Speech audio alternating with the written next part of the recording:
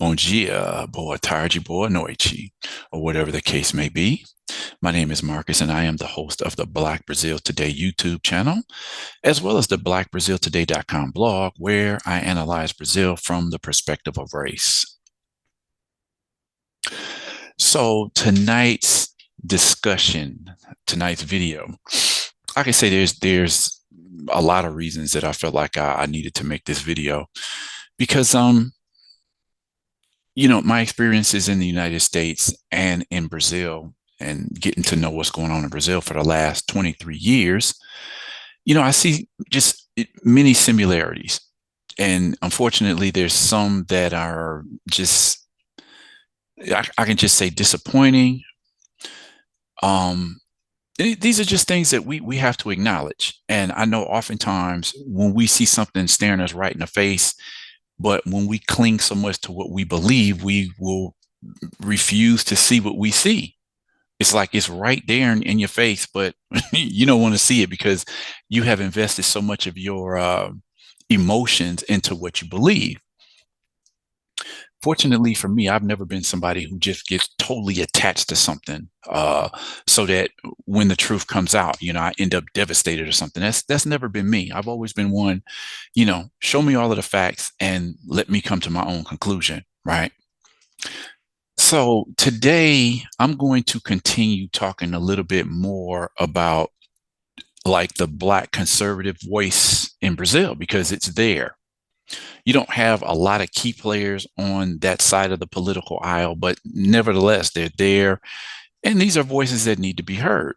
As I get to know a lot of these people, and I reflect on some of the things that they say, some of their interviews, some of the material that they write online. And I says, wow, it's amazing how it shouldn't be because I've followed Brazil for so long and seen the similarities of the situation of the Black population in both countries that in reality what I've been finding isn't something that should be surprising. If you follow along and you're willing to accept some new information, then it is what it is. So today I want to talk about this piece by I believe he's a philosopher. His name is Paulo Cruz. And he's one of the leading voices of people who consider themselves to be conservatives, Black conservatives in Brazil. So most of my experience with the movement in Brazil for, Black equality and this type of thing, most of it's come through stuff that I've associated with the political left. And one thing I want to get out of the way immediately, because, I hate when people do this. You have a discussion with somebody and then you say something that they don't necessarily agree with, and then an argument ensues. And so they get so flustered or frustrated with what you're saying that they start to label you as something that you may or may not be. So I can say, with 100% accuracy that just because I'm willing to look at both sides of the political spectrum, it doesn't mean I'm a pure leftist or, extreme right wing, as some people would have you believe, or as some people have labeled me. I had a discussion with some people at work, about a week ago, and it got kind of heated. But my point is, I'm like, if somebody presents you with some new information, instead of just blasting something that you disagree with, do some research, listen to what a person is saying, then come back and decide, whether what the person said is true or not. But when somebody goes against what you believe, your automatic reaction is to attack that person, right? During that whole discussion, people were throwing out things and accusing me of things that I never said. I'm like, that's not what I said. Instead of associating me with what you believe you think I'm trying to say, listen to what I'm actually saying and don't accuse me of saying something that I didn't say. This has happened too many times over the years, right? I want to start this video off with just an example. Some years ago, I was taking a social justice course in Detroit, Michigan. And, everybody in that class, I could say, were hardcore leftists. And the professors that we had for this particular class came from out of town. They both came in from Washington, D.C. Obviously they were involved in the social justice movement. And so they gave us, choose a topic and, write, a research paper on it. So I chose to talk about Jesse Jackson. And I pulled everything that I did in that piece from various sources about Jesse Jackson. Okay. So I'm not going to get into his whole history. I'm just going to say that if you don't know about Jesse Jackson, if you don't know how he came on the scene, what his whole history has been about, then I would say don't judge the messenger. Don't kill the messenger. Go back and do your own research, come to your own conclusion. Because Jesse Jackson has always been placed in front of us as this is one of our iconic Black leaders. But I'm just always asking a question. What happens if you discover some things that, you may not like too much about your quote unquote leader? This can go for anybody. This could go for, Barack Obama. It could be in the case of Detroit politics. People remember Kwame Kilpatrick, Oprah Winfrey. I'm not calling Oprah Winfrey a leader. I'm just saying these are prominent Black people who people put a lot of emotional investment into. So they're not ready to receive the criticisms that may or may not be true about these people. So when I did my research paper, and it was like 27 pages, there were like 24 people in that class. And I just remember people were verbally just throwing verbal stones at me. Like, how could you say that about Jesse Jackson? It was just like I had slandered him. How could you disrespect one of our leaders, one of our icons?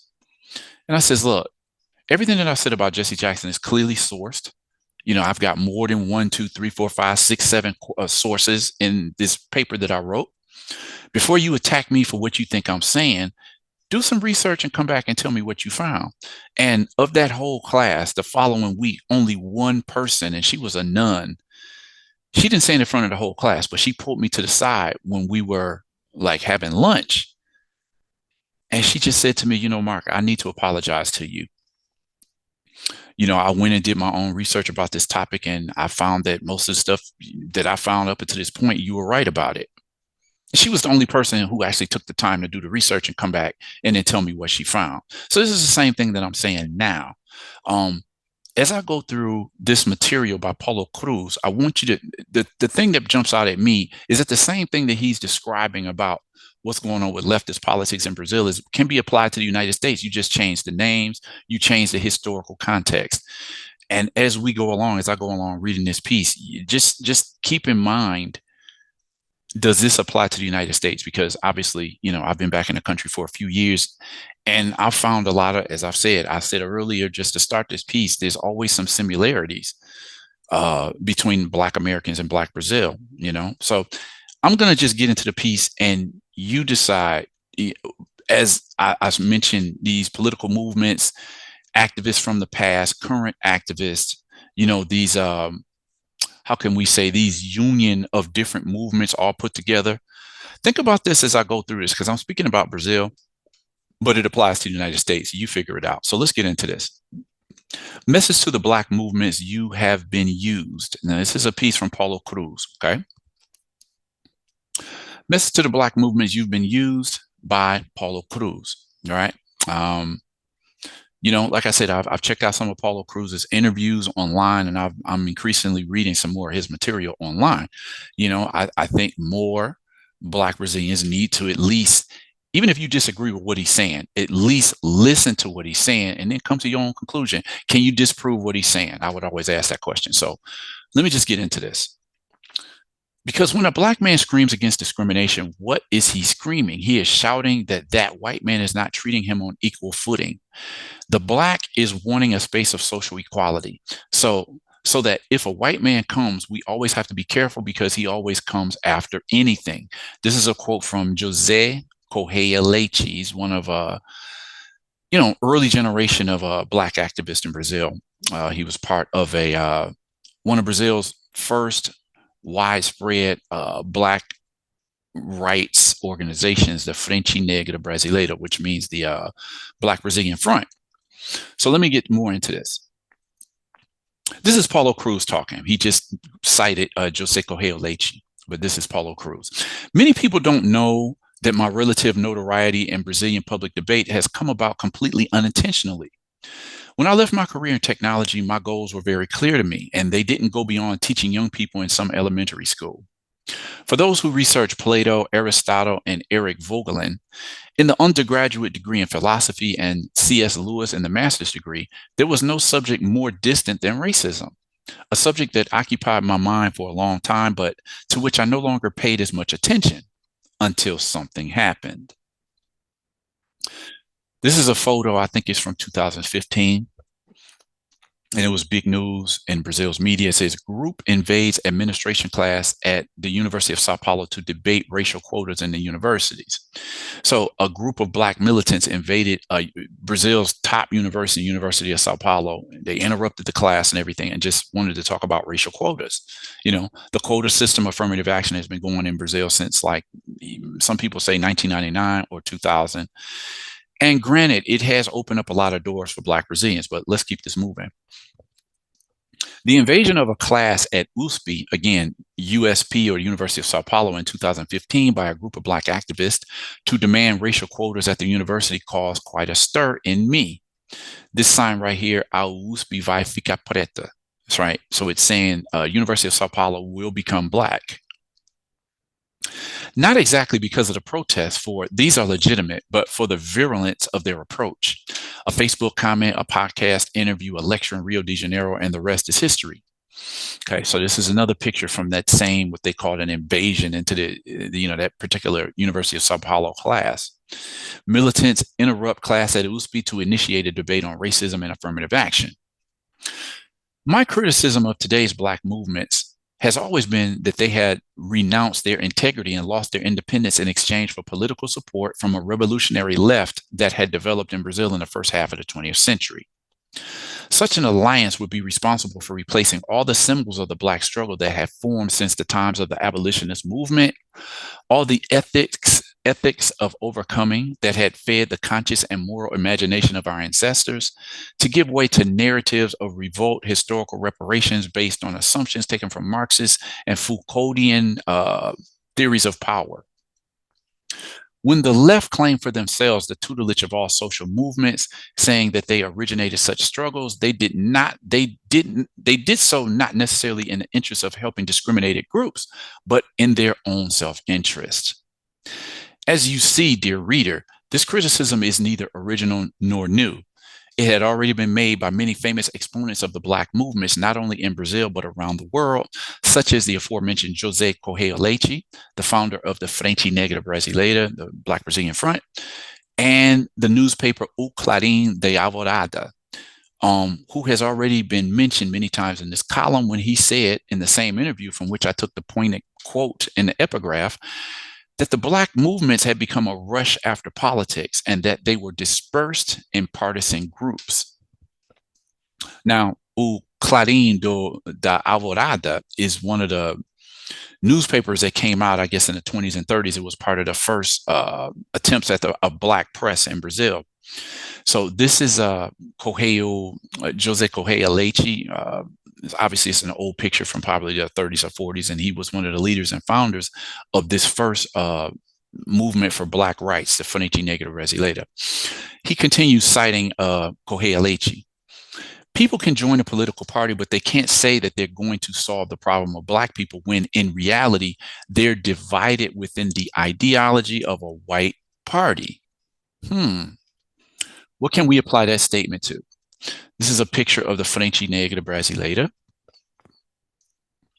This may sound identitarian to the attentive reader, and it is, but not in the sense of a specific repertory claim, but simply in the unity and strengthening of a group that has gone through historical discrimination since the sad times of slavery. That is, support and strategies based on experiences in the historical struggle of the country's Black population. It's not about creating a spirit of revanchism, but of support for recognition, not for separation, but for security, not for alienation, but for discernment, not for ideological diatribes, but for tradition. Other groups throughout history have done this, and it's totally legitimate. When the left claimed for themselves the tutelage of all social movements, saying that such struggles originated from them, which I have already shown, at least in relation to Black movements, to be a lie. They did so not necessarily in the interest of helping discriminated groups, but in their own interest. The political struggle, the struggle for power and influence need support.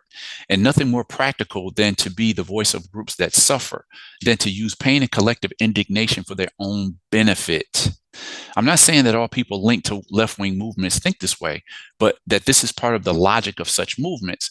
Grouping all injustices around themselves, the masses, is political strategy. A lot packed in that right there. What comes to mind, and people who know me know that I've been saying this for a while. Why is it that when you look at the political left, they want to ban all of the movements together? I've seen it in the United States, and obviously I've seen it in Brazil as well. It's like you put every group that's feel they've been discriminated against, and you put them all in one circle. So you put Black, feminist, LGBT. You've tried to create this Black-brown unity in the United States, which doesn't actually exist. And you've got all of these people in this one big movement in which some groups are going to be left behind. And in the United States, I think if you really look at what's going on, I think that's a conclusion you would come to when you talk about putting the demands of the Black population in with the other movements. There's going to be conflict there, but yet they're forced to have all of these movements all in one together. The problem with this is that each group has its own demands, its needs based on its history. Not all discrimination has the same origin. Not all oppression has the same cause. Not all goals for inclusion and rights should have the same fight strategy. Each group has its specificities. Discrimination against Blacks does not have the same origin as discrimination against women or homosexuals, and their claims often have specific aspects. To say that everything is the result of capitalism or gender oppression is ideological reductionism. The advances of each group throughout history also show the best results and the most effective ways of acting. Blacks have been fighting for centuries for freedom. Women have been fighting for centuries for rights, since before capitalism or the materialist interpretation of history. Another thing I want to point out real quick, just a friend of mine who we have both looked at, the Black situation in Brazil. A lot of African Americans are interested in what's going on in Brazil. And I remember there was this documentary that came out some years ago. A lot of people are familiar with the assassinated Rio City Councilwoman, Marielle Franco. I think she's been gone 4 or 5 years now. And the documentary is called Sementes, which means in English, sementes from the Portuguese means seeds. So the idea of the documentary was that in the wake of Marielle Franco's assassination, many Black women have sprung up to demand a position in politics, to have a voice for, Black people in general and Black women specifically. I watched some of that documentary, but what caught my eye at the very beginning were when you watch a Brazilian film, you see all of the credits and the organizations that fund the project at the very beginning of the film. And when I saw 2 or 3 of the same groups that funded this film, I looked at it and I just had to roll my eyes like, wow, they here. It's always the usual suspects that's behind these leftist movements. And so when I pointed this out to this friend, she looked at me and she was just like, well, is there a problem with that? And my thing was, if you don't know what these organizations are about, then you're not going to get, what I would say. Because, I have a lot of friends. Some of them go down that rabbit hole with me, and some of them are afraid to dive into that. So when you present facts to them that they may be unaware of, it's almost like they want to put their hands over their ears, hands over their eyes, like, I don't see it, I don't hear it, and don't talk to me about this.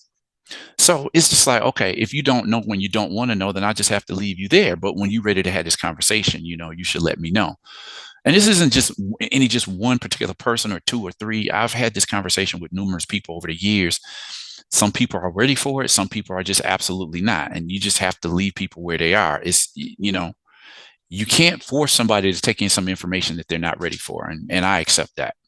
Anyway, the examples of the historical struggle of Blacks in Brazil, such as, for example, abolitionism, religious brotherhoods, or even the Teatro Experimental do Negro, show that the left has not always been a spokesman and driver of such initiatives. Now, Teatro Experimental do Negro these are some pictures of this. It was a Black theater group started by this man here, Abdias do Nascimento. I always mention him as one of Brazil's most important Black intellectuals. He was the closest thing you could get to a Martin or a Malcolm in Brazil. And I've spoken about him in a lot of blog posts and a couple of videos. His name has come up. I mean, the Africana Encyclopedia defined him as the most complete African intellectual of the 20th century. I mean, this man was a little bit of everything. He started one of the a prominent Black theater group in the 19, I think it was I think it started in 1944. So this is Nascimento. Two of his most famous pupils are, I think this is Ruth de Souza here, and this is Leah Garcia. Leah Garcia recently passed away. I think she was 90 and 90 something. And Ruth de Souza died at 97, if I'm not mistaken. So they both started off with Abadias do Nascimento's theater group. Okay, let's keep this moving. The left and the Black movements came together deeply and definitively, especially from the 1960s onwards. Before that, the confrontation was diverse and, it should be said, much more creative. It was based, as I said above, much more on an ethic of overcoming than on a struggle for reparation. The result of this appropriation is, of course, the weakening of the specific demands of each group in favor of the left's partisan and ideological agenda and objectives. Again, as I'm going, does this remind you of anything, particularly if you live in the United States? This is Abadias do Nascimento, again, a younger picture of him. He died in 2011 at the age of 97. As Abadias Nascimento said, the left is blind, deaf, and mute with regard to the specific problems of Blacks and despises their cultural tradition. For them, too, all are equal before the law of the proletariat. Poor little anyone who wants to be different. Even if over time, left-wing Black movements in reaction to criticism have tried to compromise their demands to socialist and communist ideologies, this is not done without the sacrifice of their autonomy and without the risk of succumbing to utopias, that is, the loss of practical sense. Again, when I look into some of the most celebrated Black movements in the United States, they have the same fingerprints, they have the same leadership, they have the same funding. And nobody knows the wiser, right? People think it's legitimate. They see the Black faces in front of these organizations and movements, but they don't see the hidden hand that's pushing them. So it's the same thing. What Abadias and other, we'll say, Black conservatives are speaking out in terms of leftist movements, which in many ways people feel like it's actually exploiting the Black movement, and the Black movement doesn't seem to have picked up on it, right? When the Black struggle allied itself with and alienated itself from revolutionary and anti-capitalist leftist movements, it saw its specific demands diluted into a mass grouped by the interest of Marxist, socialist, and communist movements. Black revolutionary movements, such as the Black Panthers, Angela Davis's Black feminism, and other initiatives, are all by definition anti-capitalist. That begs the question, what is the chance that these movements will thrive in the capitalist West? What is the chance of an overcoming of capitalism being carried out without the historical losses that the most vulnerable groups suffer in the process? Now, this is something that I've spoken on before. I don't know, it had to have been about 10 years ago or so. Maybe, I don't remember. But I started noticing that Angela Davis was coming to Brazil quite frequently. It was one time and she was back again, and she was back again and again. And every time she would come to Brazil, it would always make big press, right? I've covered that story a few times, or just, these are some of the headlines. Some of these are in English, most of them here. Lula, Angela Davis, and Conceição Evaristo are featured on, let me see what it says, on what's happening in Brazil. Lula, obviously the president, he was not the president in 2019. He was going through his own corruption controversy. Conceição Evaristo is one of Brazil's top Black authors. Angela Davis in Brazil. Let me see. Angela Davis, she declares her support of the Black Brazilian women's, I think it was the march that she participated in Brazil. Angela Davis visits Preta Ferreira, who was a well-known activist, or who is a well-known activist who got jailed some time ago. Angela Davis declares support of the Black Brazilian Women's March. Rally seeks to bring together at least 100,000 women. This is Valdecir Nascimento of the Odara Institute of Black Women with Angela Davis. just several videos of Angela Davis connected to Brazil, right? Black feminist thought and intersectionality, and it's featuring, I guess this is featuring Angela Davis, maybe. I can't really tell because I can't read the thing is cut off there. Introduction to Angela Davis. Angela Davis' works have been translated into Portuguese. In Sao Paulo, Angela Davis requests appreciation of feminists. Angela Davis analyzes our powerful Black feminism, and on and on. Once upon a time, I looked at Angela Davis in one way because she was always lumped together with other, activists of the United States, Black Panthers, Malcolm X, these type of people. But then I started to wonder, this was some years ago when I started to wonder, I'm like,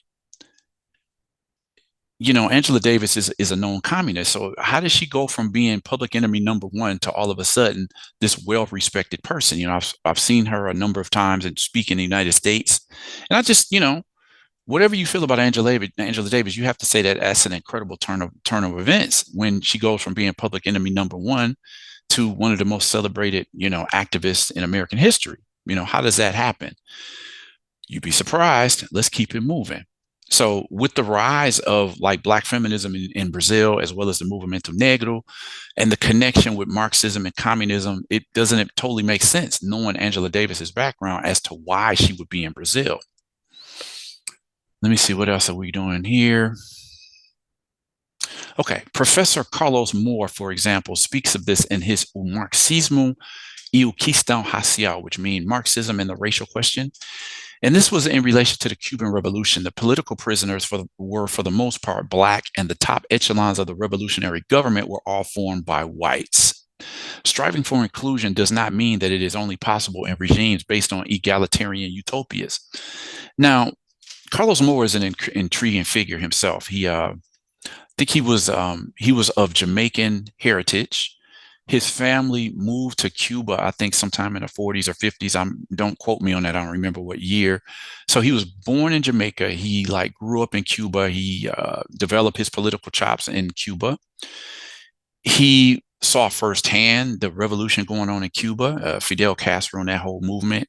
He was friends with Fela Kuti, the famous Nigerian Afrobeat musician. I think he was the author of the book about Fela, right? Which in turn, a documentary was made about Fela by a famous Afro-Brazilian filmmaker, Joel Zito Araújo. So Carlos Moore has some intriguing perspectives as well. He now lives in Brazil. As of, I don't know, 5, 6, 7 years ago, I don't know if he still lives there, but the last I heard of Carlos Moore, he was still living in Salvador Bahia. So this guy went from Jamaica to Cuba. Obviously, he spent time in Nigeria. He's in Brazil. I don't know where else the guy has been, but a very important intellectual. And he's breaking down, this is what his book is, the Marxism and the racial question. Okay. But that's not my point here. In fact, my central questioning is based on recent research that pointed out the level of perceived inequality in societies. The research carried out by the Ipsos Institute points out that the LGBT groups are the ones who suffer the most discrimination in Brazil and in the world, followed by women and people with disabilities. In fourth place, technically tied with fifth, trans people, ethnic minorities appear. In Brazil, specifically, 40% of the population considers that LGBT groups are more discriminated against than Blacks. So 40 to 30%, according to this poll, said that people believe that people from LGBT plus face more discrimination than Black people. This is obviously this is a march down Avenida Paulista in Sao Paulo, and this sign, as I've said, Vida Negras Importam, Black Lives Matter. I'll say it, I say it again. I support the slogan, but I can't support the movement. We should all know by now what Black Lives Matter was really all about. And it's just really, again, when you connect all of the dots, when you connect the connections between W.E.B. Du Bois with the NAACP, then you go into SNCC and the Martin Luther King movement, civil rights movement. You go through the Black Panthers, and then you go all the way up to Black Lives Matter. There are connections there that, well, I'm not going to speak about it. I've spoken about it to people who know me, but if you can't figure out those connections, you're never going to understand why these movements were never made to advance the wishes of the Black population. They were not. So My noble reader, my question is, how can a country that has lived and sustained a slave regime for almost 350 years, that has largely adopted eugenicist theories as state policy, and that has created a profound culture of subordinating Black people that is still, to a large extent, responsible for the permanence of Black people in the lower socioeconomic strata, perceive discrimination against LGBT groups more than racial discrimination? Good question. Is any, yeah, just so you know, Brazil had its own eugenicist movement. Must have been like 100 years ago or so. They were coming up with ways that showed that Blacks were inferior. The best way to deal with the Black population is to promote miscegenation and just mix them out of the population until everybody's white or off-white. Okay, that's Brazil's history. My hypothesis is LGBT groups have always been politically and economically more powerful than Black movements. Is that something that some Black Americans say? Why does it seem like that particular group, they seem to get more of their demands met than the Black population? Maybe you don't see it that way, but I know a lot of people see it that way. They have always had media support and are strategically more cohesive. Recently, they even managed to enact an anti-homophobia law, which was embedded in the anti-racism law, which I consider a brutal mistake, not because I think homophobia should not be criminalized, but because, as I said, such discrimination has specific natures and should be treated specifically. But this path would be obvious since under the tutelage of the left, all discrimination is equivalent. And if at first they only cared about the concept of class, more recently, in reaction to criticism, they have put forward the idea that race and gender are also important, but cannot be analyzed separately. The intersectionality that comes from Black feminism, which is avowedly left-wing and anti-capitalist. One thing that I've noticed, and I've said this to a lot of people, when I look at all of the top Black internet sites, the top Black media, they all have this same connection with all the movements on the left. So take a look at some of Black Brazil's top media outlets, and you'll see, along with the Black situation, they talk about feminism situation and the LGBT situation. Now, whichever way you lean with any of those movements, just ask yourself, should all of those movements be wrapped together as if they're one cohesive unit? It's something that I see in Black Brazil's media all the time. The critical reader may ask, okay, but what has the right done for Blacks all these years? Same question you get in the US. Well, then we would have to think conceptually what the right is, when it in fact occupied power, and whether when it was in, it contributed to or obstructed the advance of anti-racist agenda in Brazil. I talked a little bit about this in the episode of my podcast, Noir, in this week. But I can assure you that the conservative position is almost never partisan. It's more of a cultural disposition, a tradition that animates, which gives soul to those led by it. However, it is correct to say that the abolitionist struggle can be considered, if not a right-wing movement, an anti-revolutionary movement. All the abolitionist laws in Brazil were passed by conservative cabinets. The Eusébio de Queiroz law of 1850, named after Minister of Justice, was from the Conservative Party, who led it.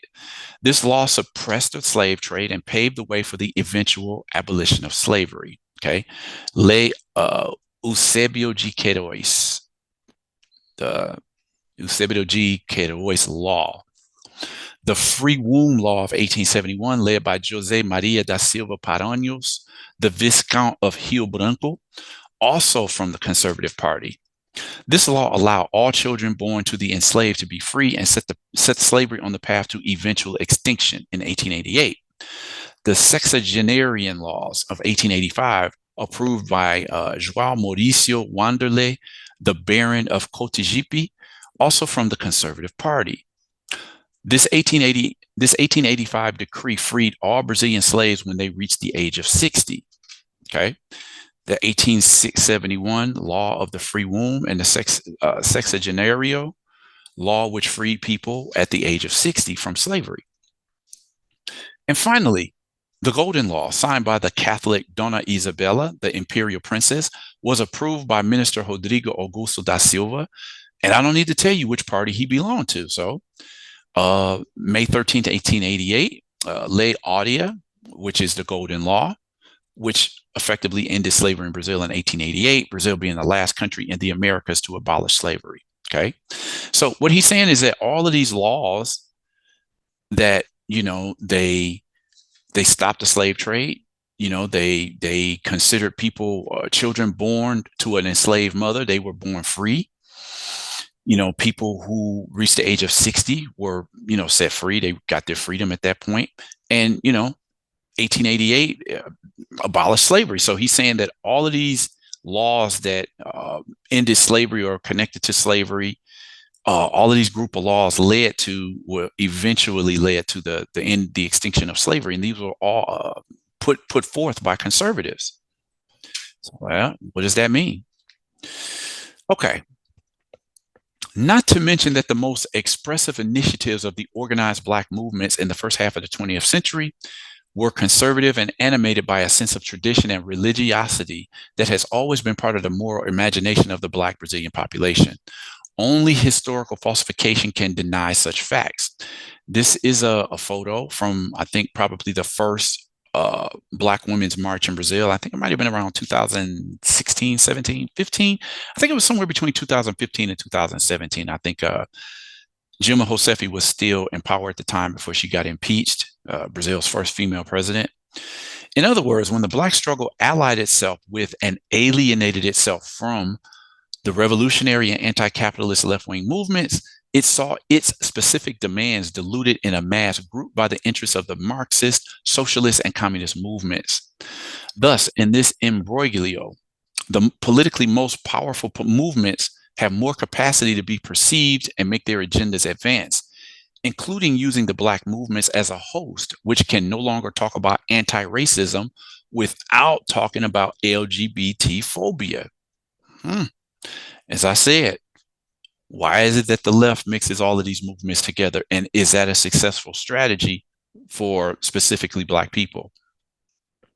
But although they have lost space and relevance in today's perception, they will probably blame racism for it and remain the same. Are you satisfied? So anyway, curious to know what you thought about that piece. As I was going through this, did you see any connections to what's going on in the United States? As we see more and more Black Americans who are saying it's time to get off the Democratic Party train.